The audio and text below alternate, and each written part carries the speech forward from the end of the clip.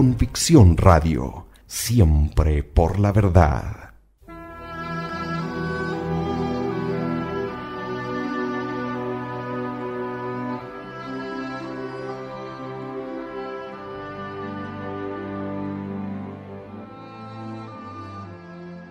Demostración de la divinidad de Jesucristo y de la religión cristiana.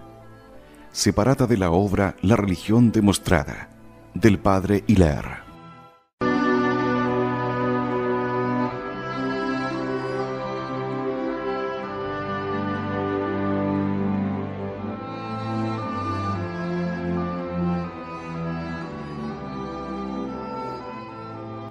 Vida oculta en Nazaret.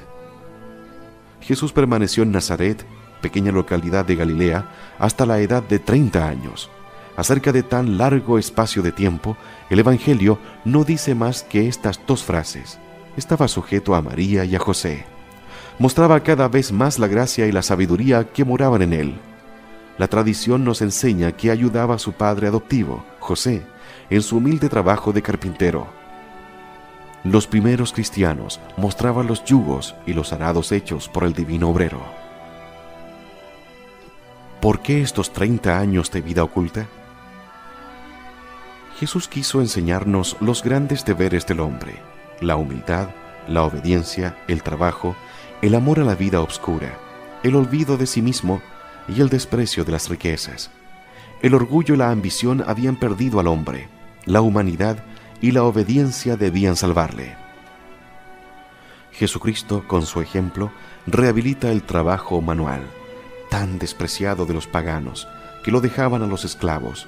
A través de los siglos, los obreros hallarán su título de nobleza en el taller de Nazaret, cerca de Jesús obrero. En Nazaret, como en el Calvario, Jesús se muestra el verdadero Salvador del mundo. Preludio de la vida pública de Jesucristo.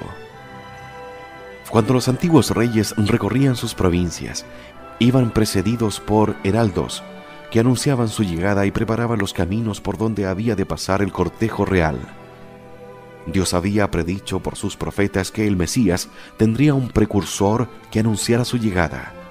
Yo enviaré, dijo a Malaquías, un mensajero que me prepare los caminos, e inmediatamente después aparecerá en el templo el dominador que vosotros esperáis, el ángel de la alianza que deseáis.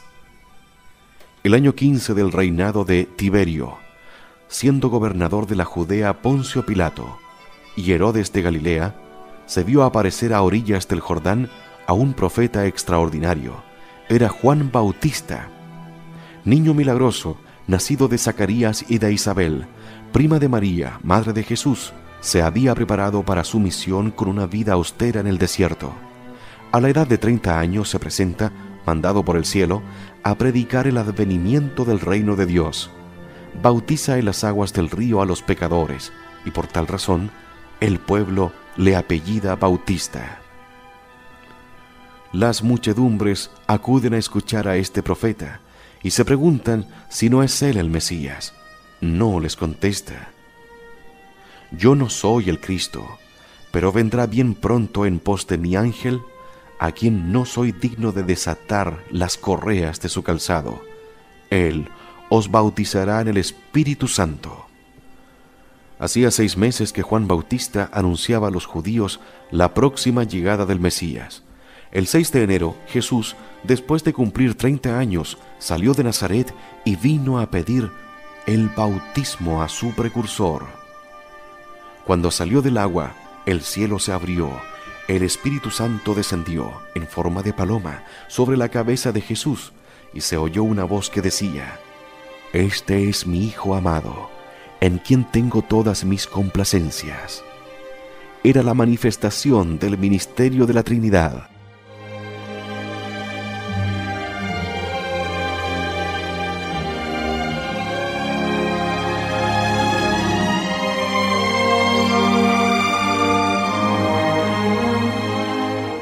Jesús se retira al desierto para prepararse a cumplir su misión con 40 días de ayuno y de oración. Durante este tiempo, Juan Bautista lo anuncia a Israel. Declara a los enviados de la sinagoga: Yo no soy sino la voz anunciada por el profeta Isaías, pero entre vosotros está una a quien no conocéis. Es el Cristo, el Hijo de Dios.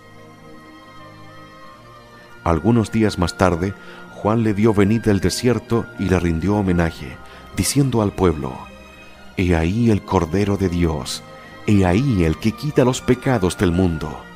Yo no lo conocía, pero he visto descender al Espíritu Santo sobre él, y os aseguro que es el Hijo de Dios. De esta manera, pues, Jesús de Nazaret era mostrado a los judíos como el Mesías esperado y como el Hijo de Dios. Predicación del Evangelio. Saliendo del desierto, Jesús penetra en la Galilea y empieza a predicar el Evangelio o la buena nueva del reino de Dios y de la redención, esperada después de la caída del hombre. Sin fijar su residencia en ningún lugar, hospedándose indiferente en casa de los pobres y de los ricos que le ofrecían hospitalidad, al principio anda solo, como los profetas, por las ciudades y los pueblos, predicando ora al aire libre, ora en las sinagogas. La idea fundamental de su predicación es que el reino de Dios es un reino espiritual y no temporal, como lo esperaba la mayoría de los judíos, hombres groseros y materiales. No tiene un plan determinado en sus enseñanzas, sino que se aprovecha de todas las circunstancias para hacer penetrar su doctrina en las almas. Habla pronunciando sentencias sencillas y sublimes a la vez. Se vale de parábolas conmovedoras. Su palabra sencilla está llena de unión. No intenta, como un sabio, probar lo que enseña. No discute, afirma con autoridad, en virtud de su misión divina. Declara que es el Mesías prometido y el Hijo de Dios enviado por su Padre para la salvación de los hombres. Tiene en su lenguaje un encanto divino que hace decir a los que le escuchan: no, jamás hombre alguno ha hablado como éste. Confirma sus enseñanzas con la santidad de su vida, la sublimidad de su doctrina y particularmente con numerosos milagros que atestiguan su misión y su divinidad. Ejerce sobre la creación entera su acción dominadora, como Señor de todas las cosas. Todo le obedece: el cielo, la tierra, los infiernos. Los ángeles acuden al desierto a servirle. Moisés y Elías le acompañan en el Tabor. Multiplica los panes, calma las tempestades, camina sobre las olas, realiza un sinnúmero de curaciones y resucita a los muertos. Arroja a los demonios del cuerpo de los poseídos.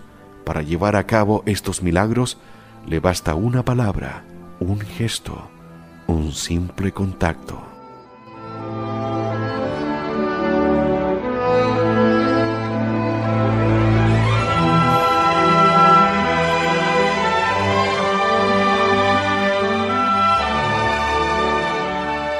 Formación de la Iglesia.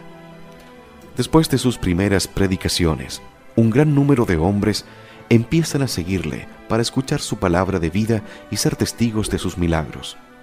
De entre estos primeros secuaces, Jesucristo elige 12, en recuerdo de los 12 patriarcas de Israel, y los llama apóstoles, es decir, enviados, porque quería enviarlos a predicar su doctrina a todos los pueblos de la tierra. Los lleva consigo, los instruye con un cuidado especial, y durante 3 años recorre con ellos Galilea, Judea, Samaria y el mismo desierto, a donde le siguen las muchedumbres ávidas de escucharle. De tiempo en tiempo envía a sus apóstoles, de 2 en 2, a predicar el Evangelio. En prueba de su misión les confiere el poder de expulsar a los demonios y de curar las enfermedades, como lo hacía él mismo.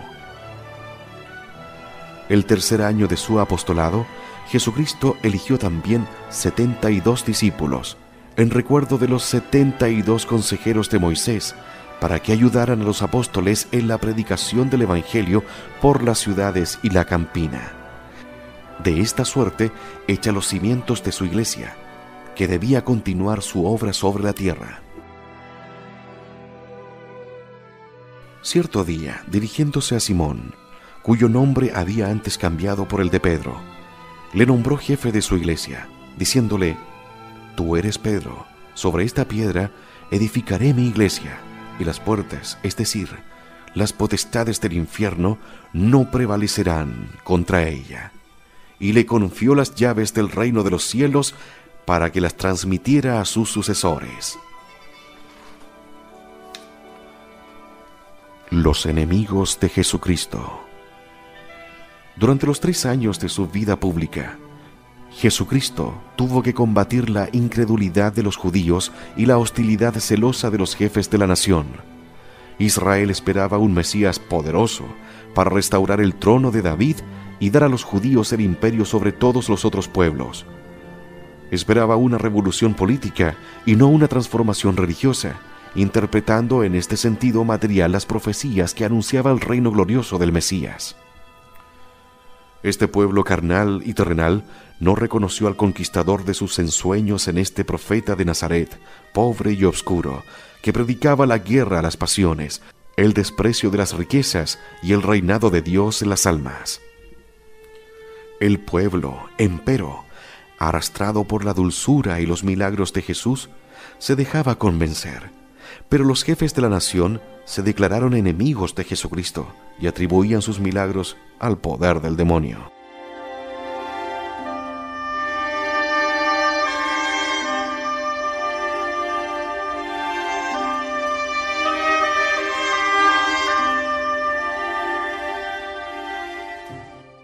Dominaban en aquella época en Judea 2 sectas funestas, los saduceos y los fariseos.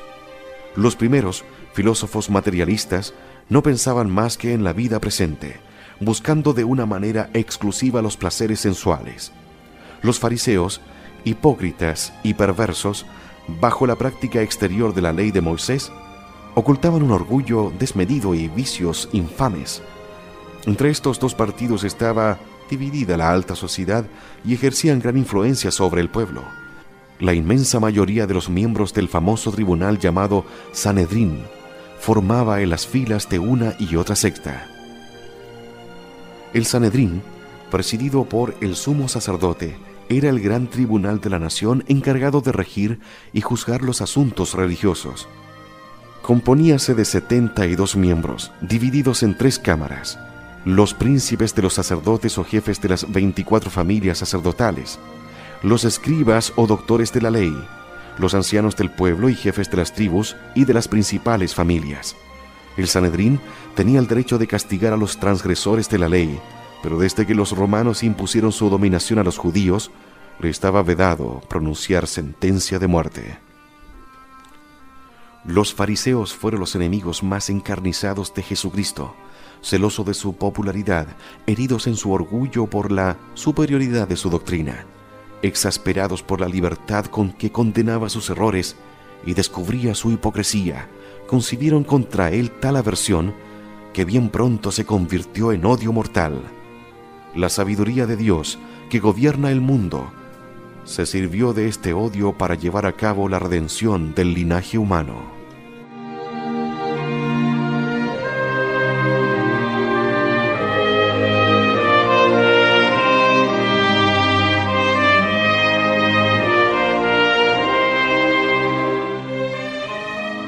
La pasión de Cristo Redentor. Jesucristo había venido a este mundo no solo para instruirlo y traerle una religión más perfecta, sino también para rescatar la humanidad culpable. Ahora bien, esta redención debía cumplirse mediante el sacrificio de su vida y la efusión de su sangre. A mediados del 4º año de su predicación, Jesucristo subió a Jerusalén para celebrar allí la Pascua con sus apóstoles. El Cristo, verdadero Rey de Israel, quiso entrar triunfalmente en la ciudad santa. El pueblo, al saber que llegaba Jesús, corrió a su encuentro, llevando palmas y ramos de olivo, alfombrado con hojas el camino que debía recorrer, mientras gritaba lleno de júbilo: «Hosana al Hijo de David». Estas aclaraciones exasperaron a los fariseos, que buscaron la manera de apoderarse de él, sin soliviantar a las muchedumbres. Aceptaron complacidos el ofrecimiento de Judas Iscariote, que se brindaba a entregarle mediante el pago de 30 monedas de plata. Esta venta se repite en el transcurso de los siglos contra Cristo y su iglesia. Los judíos compran la prensa, compran los votos, y la traición de Judas se repite en el mundo.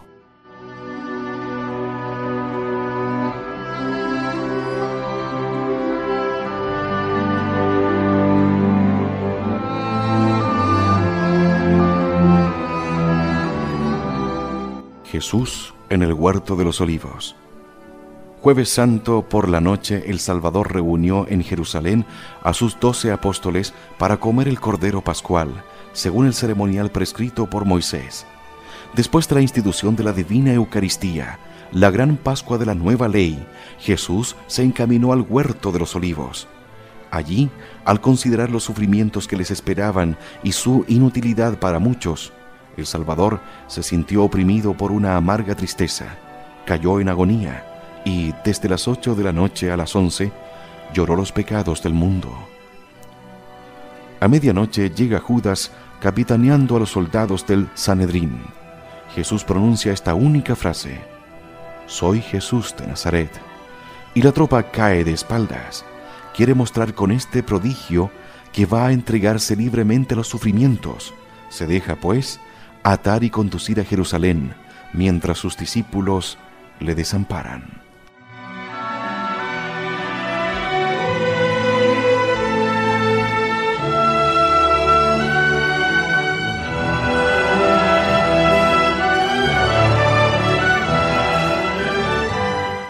Jesús en presencia de Caifás.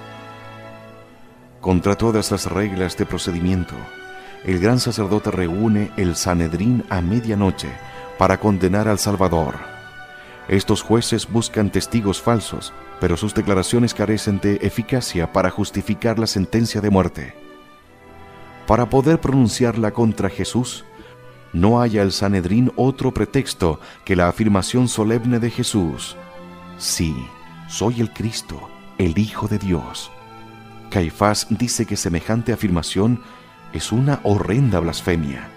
Y como de acuerdo con la ley mosaica, la blasfemia era castigada con la muerte, Jesús es condenado y entregado, entre tanto, a la brutalidad de los lacayos y soldados.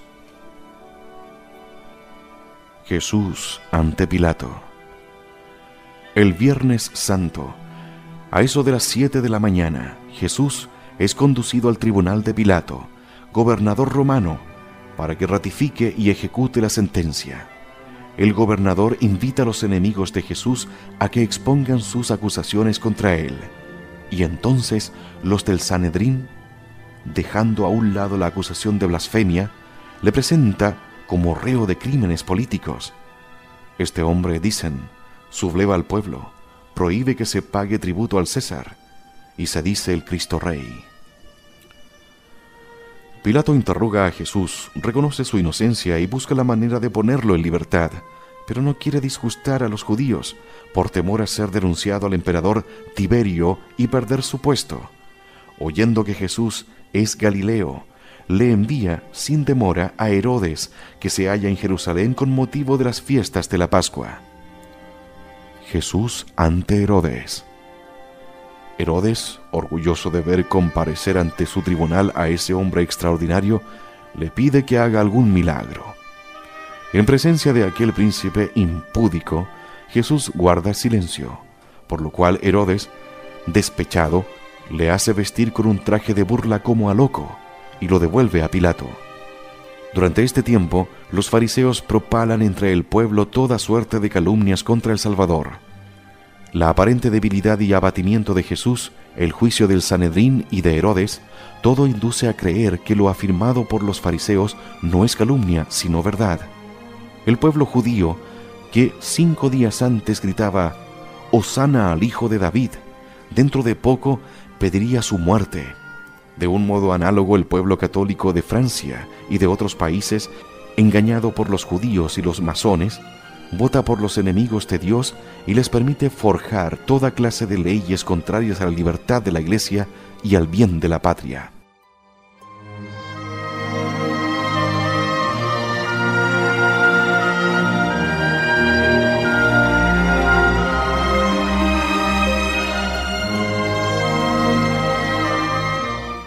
Vuelve Jesús a presencia de Pilato. El gobernador conociendo el odio de los fariseos, desea salvar a Jesús. Espera hallar más justicia en el pueblo y, siguiendo la costumbre de indultar a un preso en el tiempo de Pascua, equipara a Jesús a un asesino llamado Barrabás.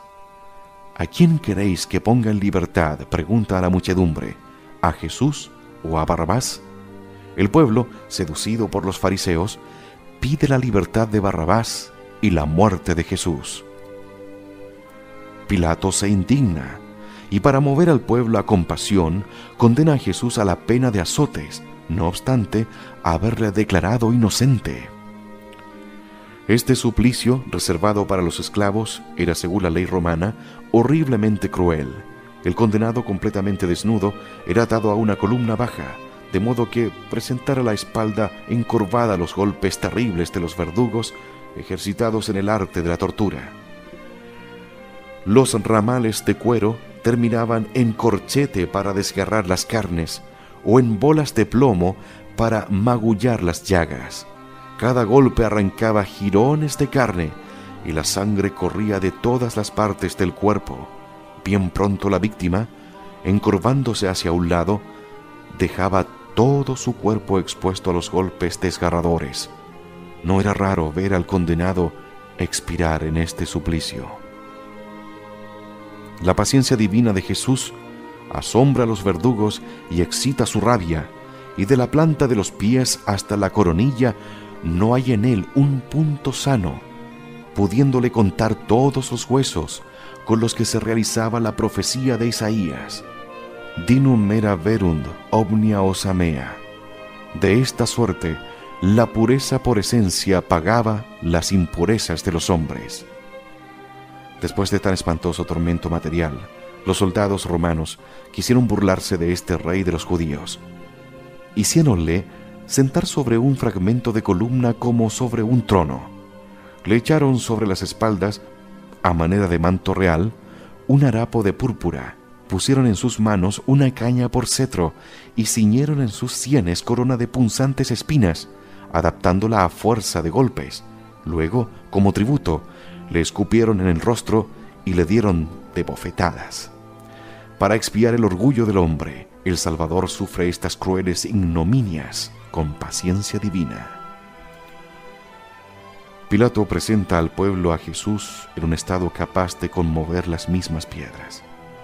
La víctima tiene el cuerpo desgarrado, la cabeza coronada de espinas, el rostro manando sangre. Y cuando así lo ha puesto a vista del pueblo, el juez dice: «He ahí al hombre». Los judíos prorrumpen en gritos de furor: «¡Crucifícalo!». Nosotros tenemos una ley y según ella debe morir, porque se ha hecho hijo de Dios.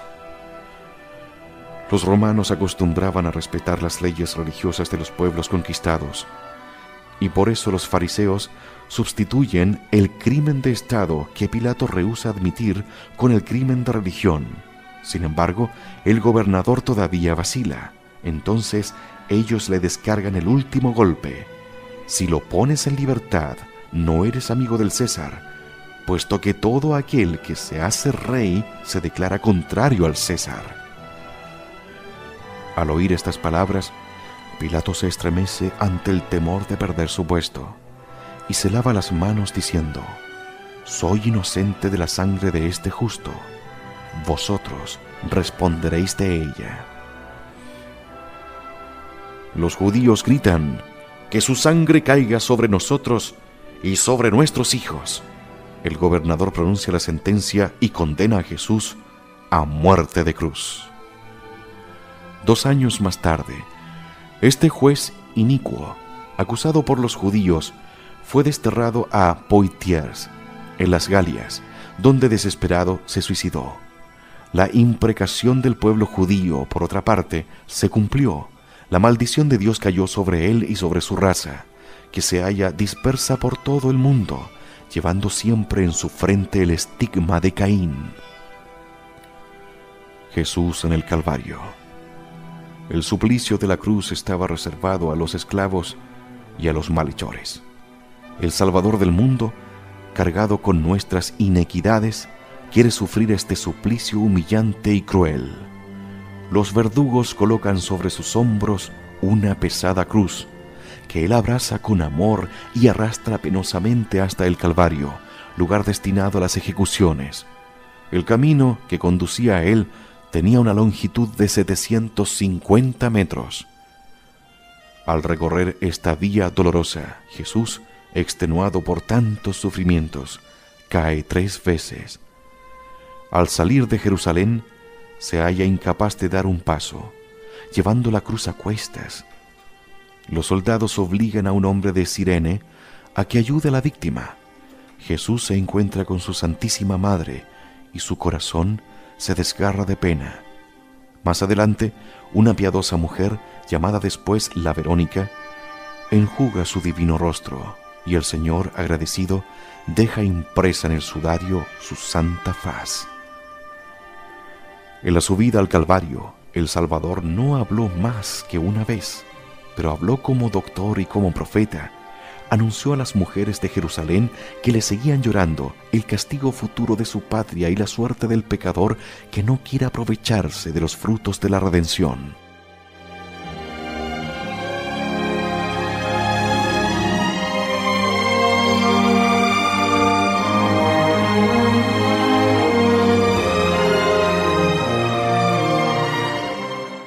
Llegado al Calvario, Jesús, despojado de sus vestiduras, es clavado en la cruz por 4 sayones, que hacen penetrar a fuerza de golpes de martillo enormes clavos en sus pies y manos.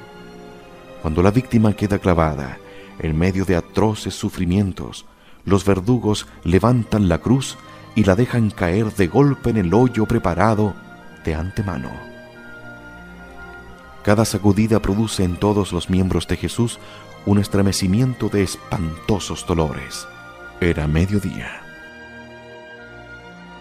2 ladrones fueron también crucificados con él, uno a la derecha y otro a la izquierda.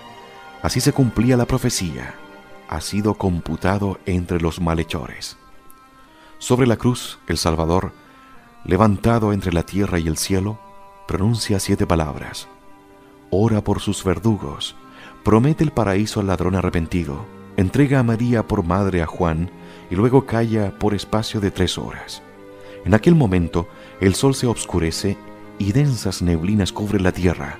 Jesús aboga ante la justicia divina por los pecadores. Viendo el número de los réprobos que no querrán aprovecharse de sus méritos, deja escapar un grito de angustia hacia su Padre. Dios mío, ¿por qué me has abandonado? Después se vuelve a los hombres para decirles: tengo sed de salvación de vuestras almas. Por último, anuncia que todo se ha consumado. Las profecías se han cumplido. El precio de nuestro rescate está pagado. El Redentor profiere un gran grito, pone su alma en las manos de su Padre e inclinando la cabeza, expira. Eran las 3 de la tarde.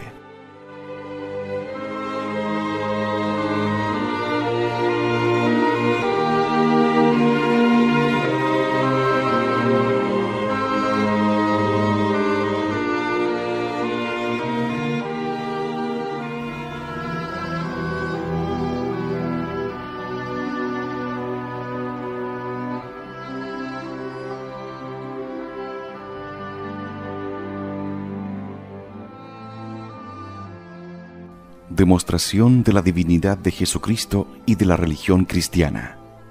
Separada de la obra La religión demostrada, del padre Hilaire. Convicción Radio, siempre por la verdad.